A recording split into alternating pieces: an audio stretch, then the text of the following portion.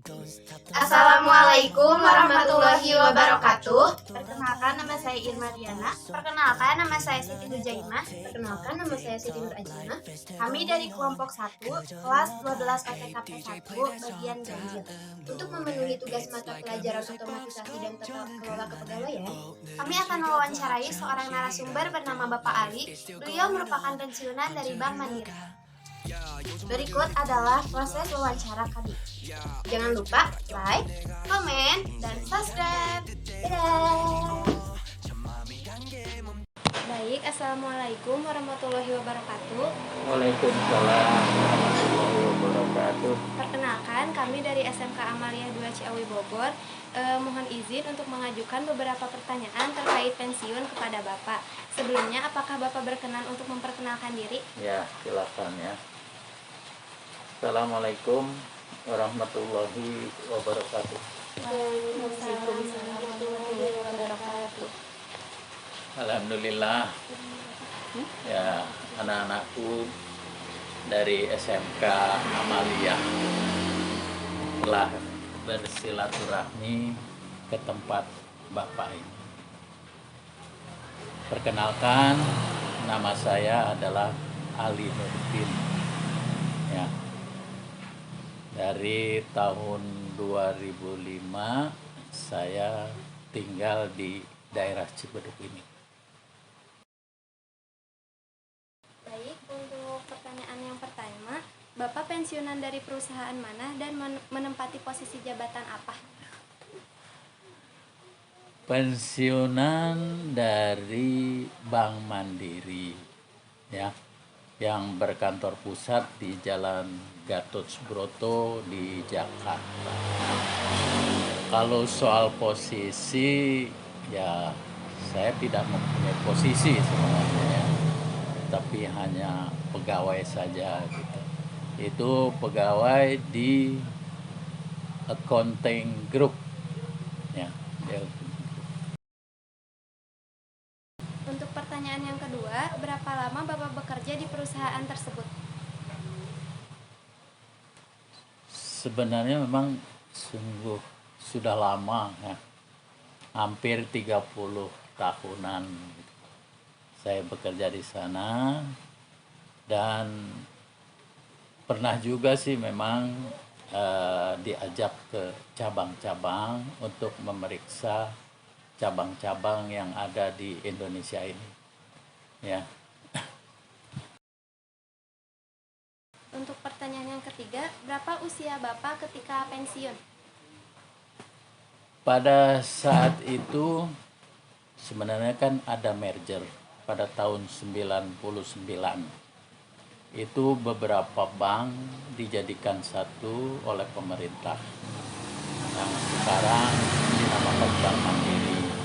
Sebelumnya ada nama-nama bank itu Bapindo ya, dan juga BBD dan Bank Eksim serta Bank Bumidaya dilebur pada saat itu ya. Otomatis semuanya dipensiunkan. Tetapi setelah itu Bapak diperbantukan kembali sampai dengan tahun 2004.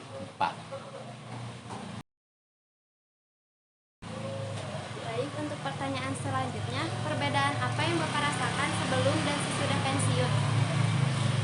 Perbedaan yang jelas, kalau sebelum pensiun itu disibukkan dengan pekerjaan-pekerjaan kantor ya, disibukkan sampai juga ada istilahnya lembur sampai malam, dan juga kadang-kadang hari libur itu masuk.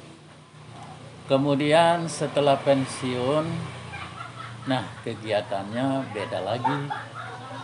Kita kan sebagai manusia tidak boleh diam saja. Kita harus berkarya ya. Apapun karya kita, tetapi yang penting itu bermanfaat untuk orang lain. Untuk pertanyaan selanjutnya, kesejahteraan atau tunjangan apa saja yang diberikan perusahaan pada saat pensiun ini memang setiap bulan kita masih diberikan uang pensiun dan juga tunjangan-tunjangan kesehatan yang diberikan itu alhamdulillah walaupun lebih kecil dibanding ketika kita masih aktif ya, tapi alhamdulillah karena saya sudah bertua ya, jadi itu dirasa cukup aja. Untuk pertanyaan selanjutnya, dana pensiun tersebut digunakan untuk apa? Hah? Dana pensiun tersebut kata Bapak digunakan untuk apa? Dana pensiun di kantor atau yang saya terima? Yang Bapak terima. Oh, yang terima. Iya. Ya tentunya untuk kebutuhan sehari-hari ya. Nah, itu memang cukup untuk kebutuhan sehari-hari saya. Baik, Pak. Untuk pertanyaan selanjutnya, apakah tunjangan pensiun yang Bapak dapatkan terasa manfaatnya untuk kehidupan sehari-hari yang Bapak dan keluarga rasakan? Ya, memang ada manfaatnya karena itu hasil jerih payah waktu yang lalu. Maka sekarang mungkin setelah kita tidak aktif lagi, ya kita itu merasakan manfaatnya sekarang untuk menambah.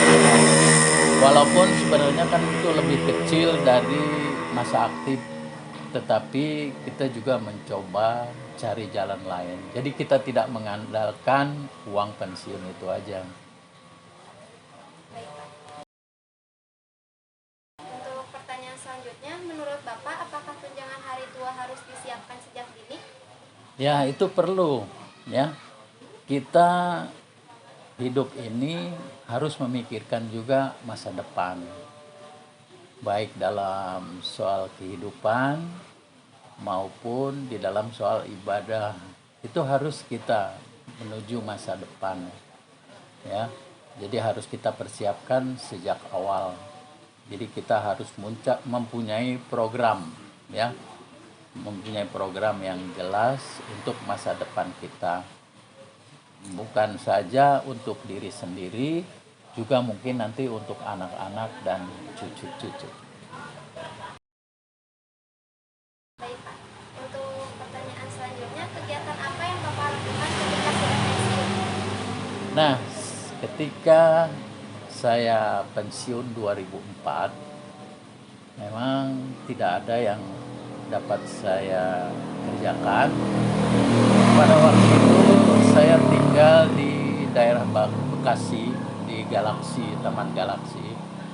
Itu cukup padat dan juga kebutuhan untuk hidup itu sangat tinggi. Dan kebetulan di daerah Cibeduk ini saya punya tempat tinggal. Maka atas kesepakatan di antara anak-anak dan juga semuanya, kita hijrah ke daerah Cibeduk ini. Di daerah Cibeduk ini tahun 2005 saya memang awalnya ada kedatangan anak-anak daerah Cibeduk ini pada tahun 2005 itu yang meminta pekerjaan kepada saya karena mereka tahu bahwa saya tuh dari Jakarta ya, pernah bekerja di Jakarta, mungkin bisa menolong mereka. Tetapi setelah saya tanya ijazah mereka tuh apa, mereka semuanya tidak punya ijazah ya, karena mereka putus sekolah mulai dari SD. Nah, dari situ timbul pemikiran saya. Ini kesibukan baru untuk saya di daerah Cibeduk ini pada tahun itu. Jadi saya berusaha mengumpulkan anak-anak untuk belajar ya, untuk belajar yang nantinya mungkin akan berguna supaya juga mereka dapat ijazah nantinya. Jadi kita kumpulkan di rumah ini pada saat itu.